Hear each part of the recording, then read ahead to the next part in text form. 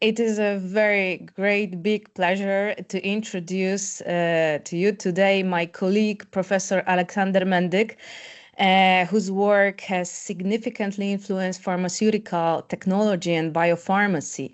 Professor Mendyk is the head of the Department of Pharmaceutical Technology and Biopharmaceutics at my Faculty of Pharmacy at the Jagiellonian University Medical College in Poland, where he also holds the position of Vice Dean for Science and Development. Professor Mendyk research focuses on integrating artificial intelligence and computational modeling to improve not only drug formulation, but also in vitro, in vivo correlation and bioequivalence studies. His contribution to predictive modeling, to be honest, helped a lot to refine drug design, quality assessment, and manufacturing processes. And this bridged the theoretical advancements with practical applications. So it's very huge achievement.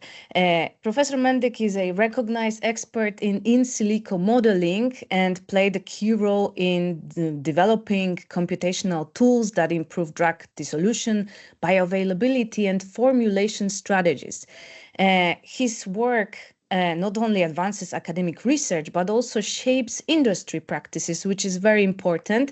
And this contributes to innovations that enhance the safety, efficacy, and accessibility of medicines.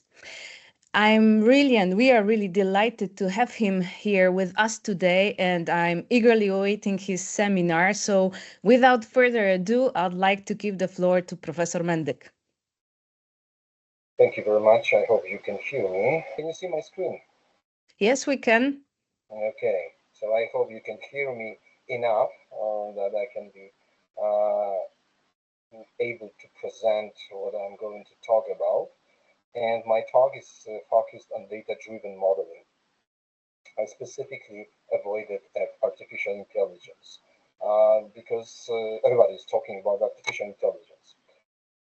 Nevertheless, I'm going to talk about artificial intelligence, and that's inevitable for the very simple reason. The artificial intelligence systems that we call them today are mainly based on data-driven approaches. And therefore, most of them are so handy that we can use them for drug discovery. And this is what I'm going to show you, the major principles, pitfalls, the possible outcomes, and the current state of the matters. That's my objective here.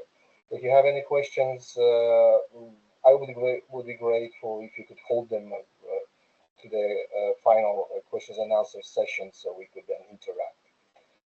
All right then, so let's start. The general definition of data-driven modeling introduces a sole base on data, on the information of the phenomenon that we want to model that is encoded in numerical system, the set of numbers. And this is empirical modeling based on inductive approach.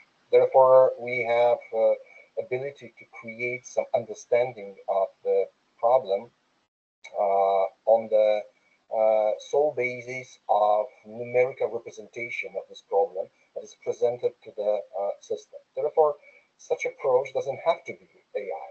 The major field of empirical modeling has been conceived many years ago, and in fact, it is being performed by everyone in every spreadsheet when you perform regression, like linear regression, nonlinear regression, any basic data analysis that you use for understanding at the basic level, at least simple data, even starting with your thesis or some business intelligence approaches. The statistics is there. And yes, AI is also there, and everybody is now shouting about AI. And the reason is very simple. There is a lot of such AI solutions available at this point. And the ability to search through those systems and to adjust our approach to data based on the possible specific functionalities that we could find in those bio-inspired systems as we can see them today. This is not exhaustive list, of course. This is something that people are very happy to do with because, well, there's a toolbox that is available, and this toolbox has a very interesting feature that every one of those tools that are listed on the slide share. The software, the computer itself, is capable of learning on data. It's capable of understanding at some point, and this is still kind of the anthropomorphism that we have to use here, understanding the data and performing certain operations that usually we associate with human intelligence, or at least biological one.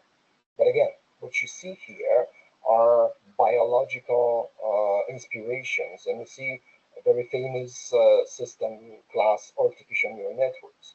Nobel Prize very recently awarded to people who founded those systems.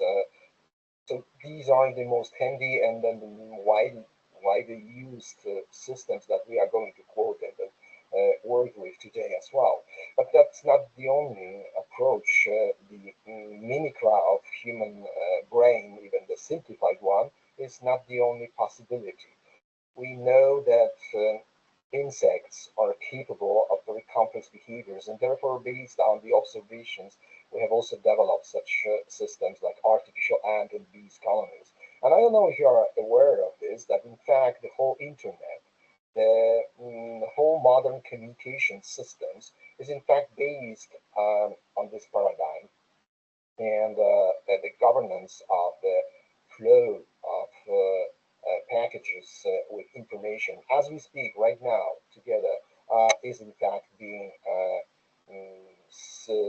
submitted under the principles of these ant or bees colonies system to optimize the connections, to make them to use the hardware efficiently.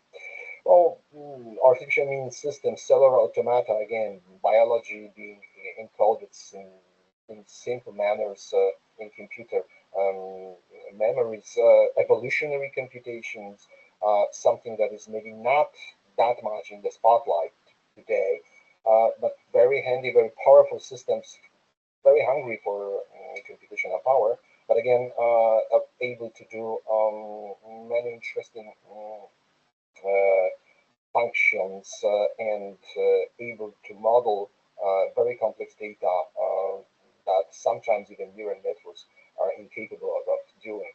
The decision trees or fuzzy logic is something that is, again, worldwide applied in technology, and every washing machine today has the chip employed with the fuzzy logic. So, the exploitation of the systems is very, very wide, and applications are all around us, even if we are not aware of them. Why is that so? For the very simple reason. These systems are capable of decision making and learning on data that this capability is surpassing our own. And this is a very simple example. This is infamous IQ test. Why infamous? For the very simple reason, like I said already, the machines are now beating us, well, some orders of magnitude of scores that they can obtain during these tests. So this is not anymore any suitable or feasible measure of our human intelligence. And the task here is very simple, based on some cases. We gather experience of the system. We try to crack the rules that are governing the system, and by employing these rules, we try to guess the number that is hidden to demonstrate our ability to extrapolate on the data. And before I will show you the result, I wonder if you could crack it down faster than the machine. That's impossible, but if you could crack it down altogether, finally, or ultimately, the very important issue here is that the artificial neuron is only a single dot, the circle that is orange here, and that's the only one artificial neuron. And yet, this artificial neuron is capable of solving this case in a fraction of a second, and is capable of development of a rule, which is very simple, in fact, but is hidden among the numbers that are apparently random, and only two columns are necessary and suitable to derive the final one as a simple addition. So in fact, we found these computer software systems, because they are usually being performed as simulations, even though the original artificial neural networks were built as a hardware systems, and still they are hardware representations. The most of the research and most of the applications are based on the software. So basically, you've got the computer software that is capable of going through the IQ test, solving it faster than you. And again, the IQ test rule was efficiency of solving correctly as many tasks as possible. So can you imagine how many such tasks that such a machine could do in half an hour, which is a typical time for testing our intelligence? But the machine is capable of gaining an experience. But again, it's a kind of anthropomorphism that we believe so far that it's only viable to us. And yet, single single neuron, that's very important, is capable of doing deriving this rule from the data as you see them on your screen. So that's something that makes us in awe of how could we employ these miraculous tools to something more complex. How? Very simple. Again, simplicity is always the very interesting issue and feature of these systems. We simply present the data and iteratively expose the system to the data, the artificial neuron, as it is on this example. And of course, each and every more complex neural network is being trained in the same very manner, just simply repeating the examples and then adjusting the parameters of the neural network, we get to the final solution. Wow, what would be more convenient just to streamline all the data that we have into such miraculous system and then leave it as it is, and then the system crunches on the data and presents the results. And this is in fact something that is the source of such a huge success and frenzy. That's not even high frenzy, I would say, that people now express with, where the artificial neural networks could do anything that we want. It's just a matter of data. Yeah, so we could simply teach the systems, these artificial brains, teach them, for example, rules of mathematics. So in here, we've got a simple example of the behavior of such data-driven modeling systems to teach them how to add two numbers. The kind of the trivial task, as we believe today. Everybody was learning that. I don't know about you, but I was simply crying when they made me, when I was a child, to memorize those multiplications tables. Oh my goodness, that was a horrible experience to me. But again, finally, everybody is now capable of employing these rules. So the computers as well. Well, as you can see, they are not completely or ultimately precise. This is another feature that you can find here. So the level of accuracy has to be established. But again, let me just ponder on these fantastic measures of predictability. And RMSE is below 1%. My goodness, 1%, oh my goodness.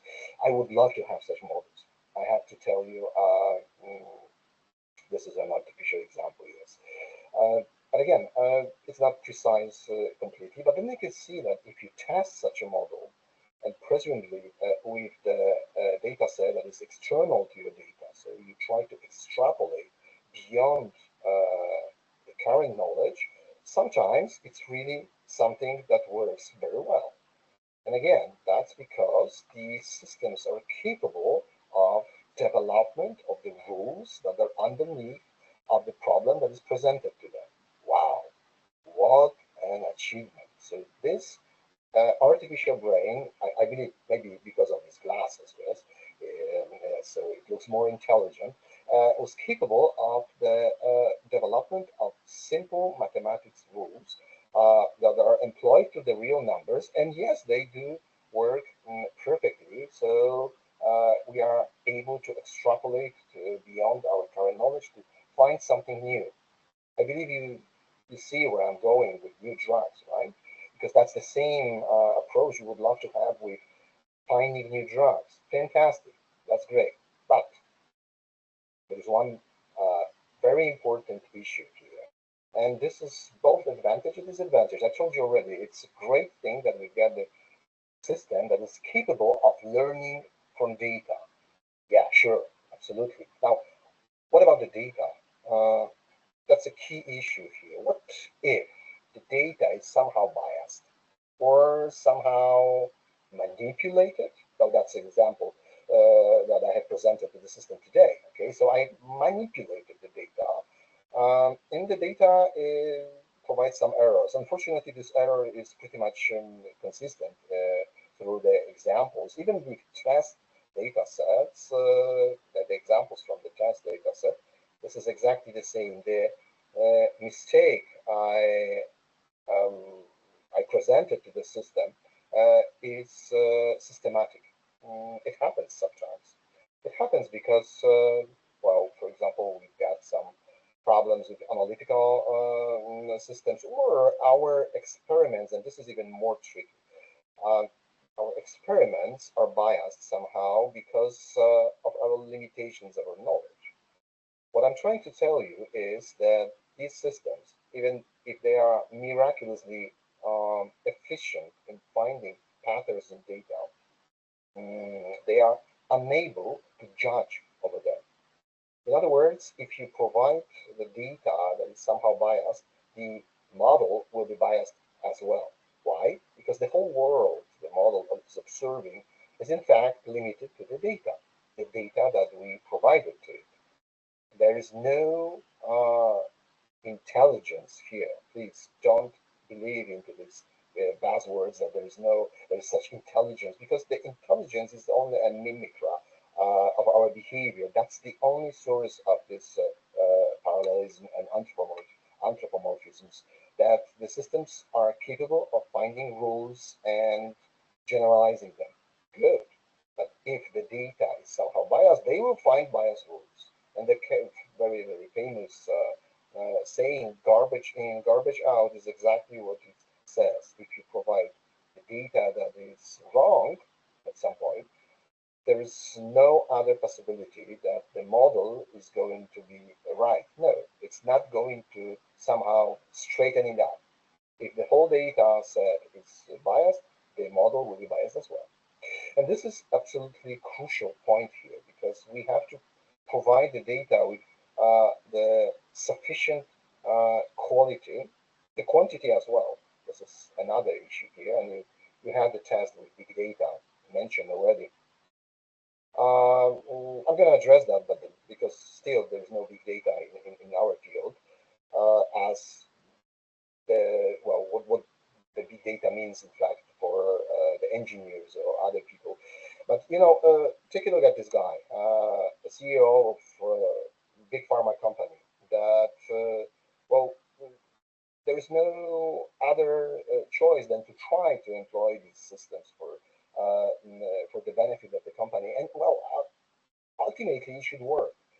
But there is such a difficulty to define what the good data is, what the, let's say, consistent data is, that this guy says that it took them years ponder on it, to work with the data, to finally present it to the system. That is, well, yes, it's very efficient on crunching on data and on working with it. But up to that time, we really need to be sure that the data is representative of the problem that we want to solve. In our case, will be the problem of finding new new drugs, new chemical entities that will be new drug candidates. And to ensure that, it is absolutely paramount to work with the data that is actually representing correctly and truthfully the problem that we have to solve, meaning finding new chemical structures capable of curing diseases, the drugs themselves. Okay, then, so we have already reached the conclusion that at the current state of the development, the data-driven approaches are very well equipped with plethora of tools, pretty much mature tools. They're tools that are capable of miraculous behaviors based on the data sets that they are being given to. But then the data has to be there. So this is also a weakness. If there is no data, or if the data is scarce, or if the data is poorly labeled or mapped, these systems are also inefficient. And that's why we still don't have the explosion of new drugs. Uh, that's a very simple reason, because we don't have enough data. We don't have enough consistent data sets. We just have, well, the fragments that we exploit for our benefit, and we try to deal with them as much as possible. We try to expand our knowledge gradually, but it takes time, unfortunately, and it also takes some refinement in our approach. And like I mentioned already, another another bottleneck is the volume of the data. So again, if you compare the successes of these systems in the engineering, that's not without the purpose. I was talking about the artificial bees or ants colonies as systems for governing the internet packages flow, because that's exactly how the systems are very useful, and that's why they are working so efficiently, because we've got so many data points. I mean, we've got such a large volume of data that represents the analysis of the data flow through the whole internet as for today. But this is, again, a several orders of magnitude larger data set than anything that we could derive in our realm, the drug discovery, development, the whole field, as we could represent in numerical manner. So this is something that we have to understand. The same is like with the vision and the recognition of pictures, all those classification approaches. Well, the internet is full of pictures. The pictures are available. They are being taken as we speak with our cell phones. We are now generating pictures from this lecture, so it's being recorded. You see, these data are flowing with huge amounts. Therefore, we could exploit artificial intelligence systems and then train them correctly and accordingly to perform these fantastic functions, like understanding of the surrounding reality in the simple manner, but still resembling our biological vision. At this moment, we still are not there. I mean, in our field of drug discovery, not mentioning development. So, from from what you may consider at this point of this meeting, the picture is not very bright, and we are a little bit still underdeveloped, or we still need something to enlarge the data sets, to speed up the gathering of the data, to make the data sets more consistent. Well, there's one choice, and I wanted to show you this one, specifically referring to generative systems and those very famous now natural language processing systems that we are working with.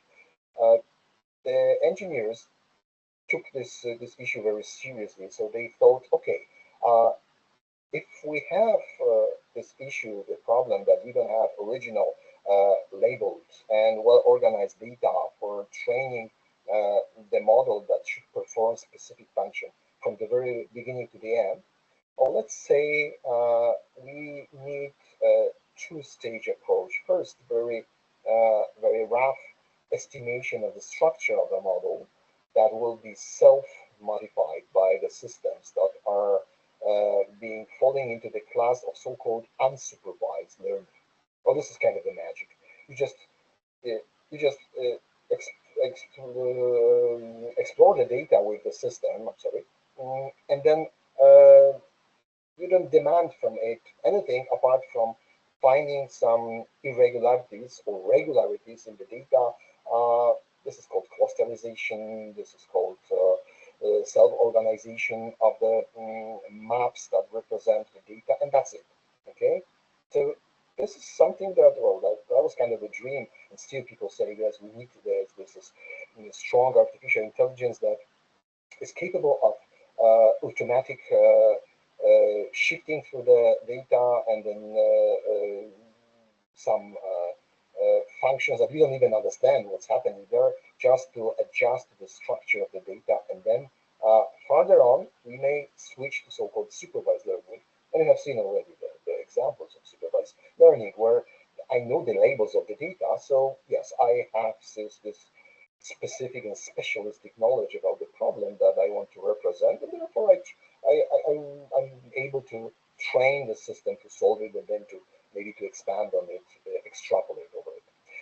And this two-stage, two-steps approach, as you can see today, is one of the very basics of working with large language models, and in general, the large models that are big enough to encompass a huge set of data. And in the same manner, they are capable of finding the holes in the data, as you can see them, identify them, isolate them, and generalize of the remaining part of data to fill the gaps inside. It's pure magic, I have to say, at some point. Most of the people say, all right, we just don't have a clue how does it work. We've got a general principle under which it works, but then we will fine tune, as it is called today, fine tune this model towards the final functions as we require these models to work with. And this is in fact something that we exploit today at the very different areas. So, this step one based model could be the base of the system for drug discovery, but could be also based on the system to find new cooking recipes to satisfy the clientele to get 5 Michelin stars for your restaurant. So this is something that you could work with as well. And it's a kind of the solution, an intermediate approach that should solve, and in fact it solves the problem at some level, of course, of scarcity of data, and still a moderate volume in our field, a moderate volume that is still not enough to be sure that these systems that we train on this data are capable of addressing all the possibilities and capable of finding the perfect solutions and optimal structures in our point of view, the optimal structures that would satisfy our requirements, like, for example, being CNS drugs, which is the topic of today's meeting. Well, let me quote the solutions that are being advertised by one of the companies that are specializing in this approach. This is recursion, and I have no stock options of recursion. I'm now I have no other ties to it. I'm not employed there, so no conflict of interest. Okay, so please, I see it's recorded, so that's great, fantastic. All right. I have even been in some discussion with them. So. But again, you see the problem here. This company, I mean, they are so happy with it. They brag themselves that they got 60 petabytes of data available. But now, wow, that is kind of the volume. It's really impressive, given the fact that 1 petabyte is 1,000 terabytes, and your average hard disk drive in a decent computer, let's say so, a decent computer, that's like 5 terabytes or 4. That's very typical configuration of contemporary hardware. So you see, what do they mean is that these data-driven approaches are supposed to enhance specifically the first step of drug discovery, meaning that we are capable of assessment of many possible structures altogether being tested with the model, and in parallel being assessed of the possible efficacy. And again, in our case for CNS action, but this is something that is generic to any possible type of drug. And people, in fact, this company as well, they do develop, discover, and now develop the drugs in various areas, just like that. They do not specialize in this very specific field. So they say the very solution for this problem of data scarcity and quality is to integrate the wet and dry lab with the computational systems that are automatically gather the data from the semi or even fully automated wet and dry labs. And by this action and this huge number of experiments, they create these data sets that are giving these computational systems enough of knowledge to derive new chemical entities for new applications. How do they do this? In the very same manner, like we've been training this single neuron to learn 2 plus 2. They gather the examples, they identify the endpoint. In our case, for example, it's affinity to the receptor IC50, a well-known parameter, and then they simply iteratively present those examples one after another. It could take some time, hours, days, months even, to finally develop a model that is capable of representation of this relationship. Now, with no clue how this relationship looks like, we have a model that we can now challenge with other data. The data that we think about or find somewhere else.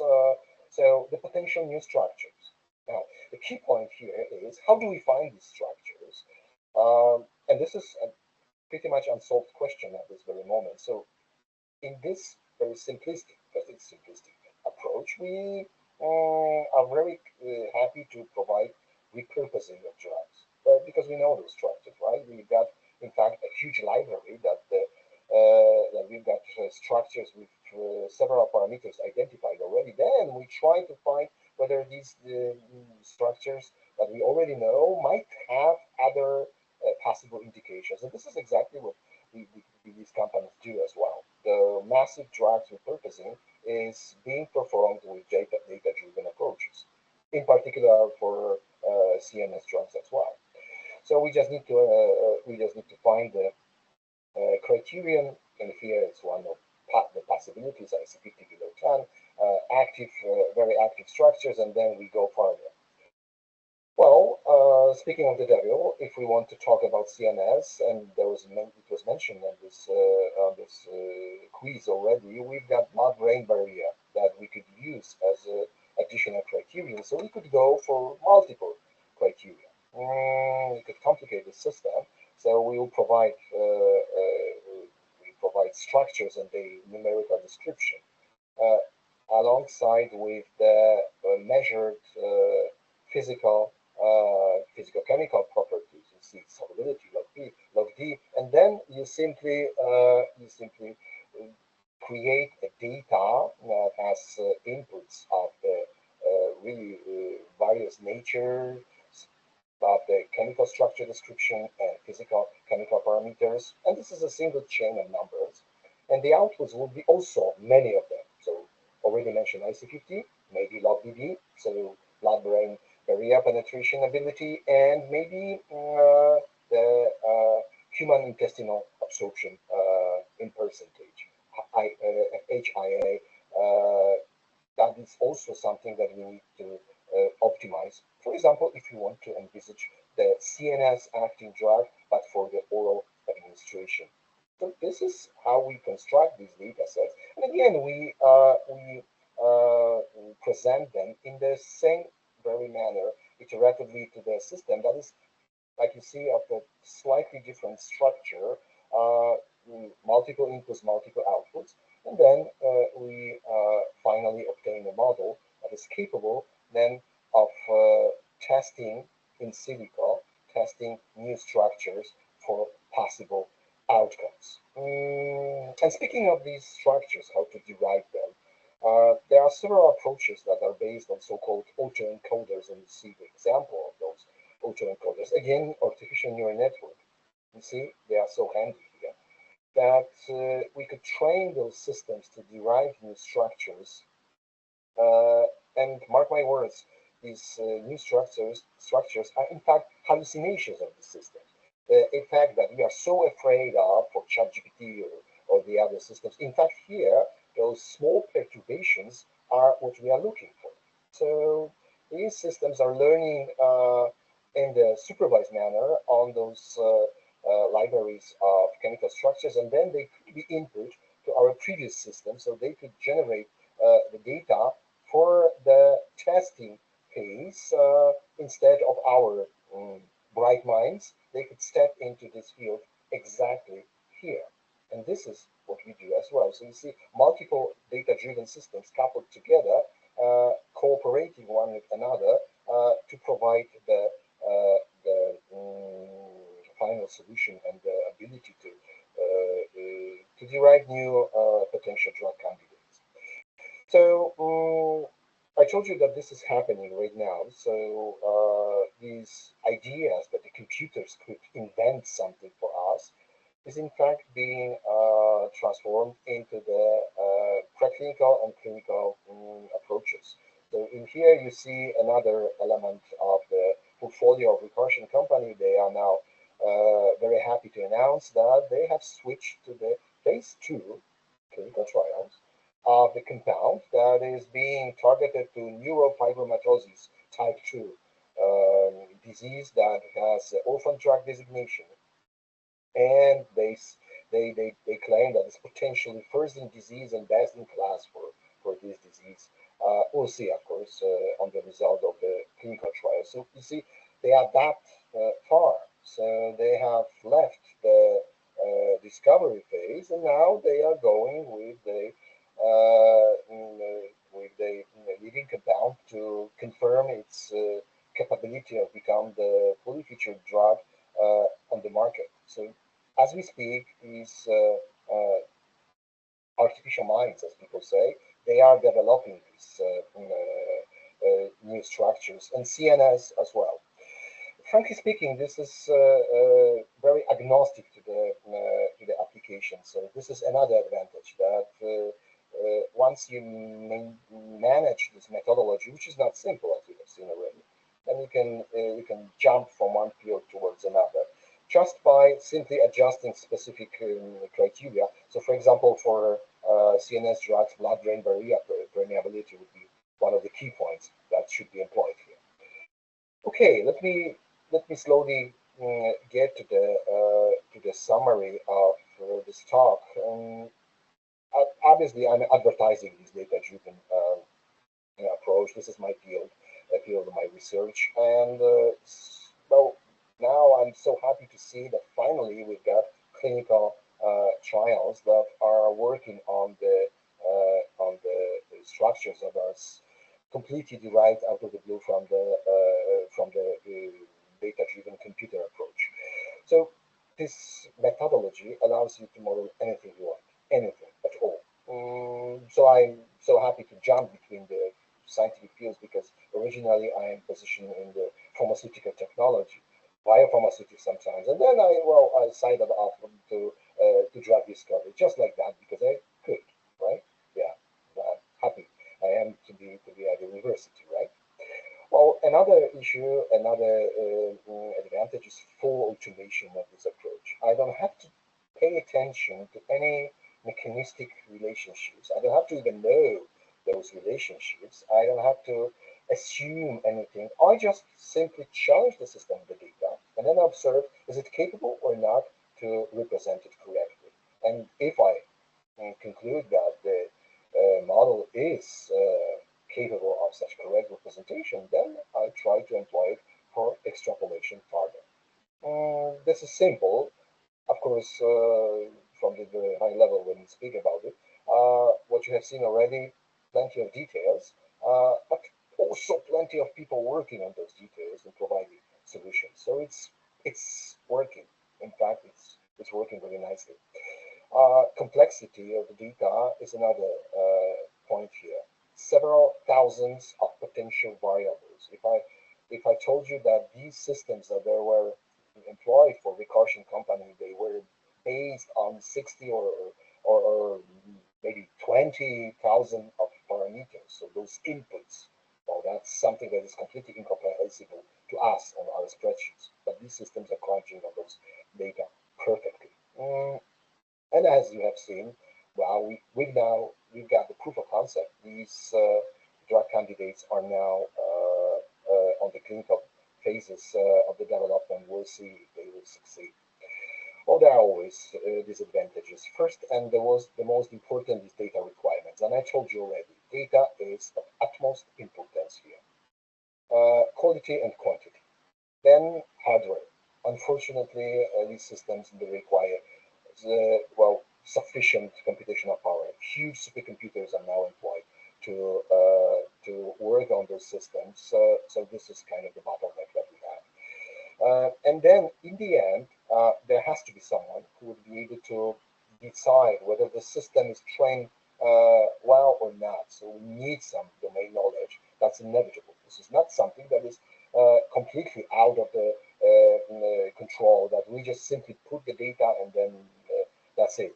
At some point, there has to be an expert who would conclude that the model is capable enough and trustworthy enough, validated well. The validation in our industry is important issue to be employed to the future. So let me summarize it now in points. Now, when you approach the development of any of such system, the data is the crucial point, and you have to start with data curation. So first, you need the source of data, and you have seen that these companies they invest in their own sources of data, the labs that generate data as we speak in an automated manner, and that's probably the best solution. Then we have to find some tools, and yes, artificial neural networks are so flexible that usually start with them, but they don't have to be the final ones. Or that's another maybe topic for another talk. Then, of course, criteria of modeling, inputs, outputs, the domain knowledge that will be employed here, how to challenge the capabilities of those models. Enough data to divide them into the train and test data sets to be able to conclude whether the model is finally trained and up to the task. And then sometimes the data, if there is not enough data, they have to be auto-generated. So you have seen already the autoencoders that are systems to generate potential structures, challenging the models to find the new possible data, the drug candidates through these artificial developed data sets are huge, and again, we need something to do. So we see this as a complex problem and system, but right now it's a mature field, and I believe we are going to see more and more drugs in CNS domain as well, specifically, that will be the result of these data-driven approaches. Thank you very much for attention, and I'm very happy to answer any questions.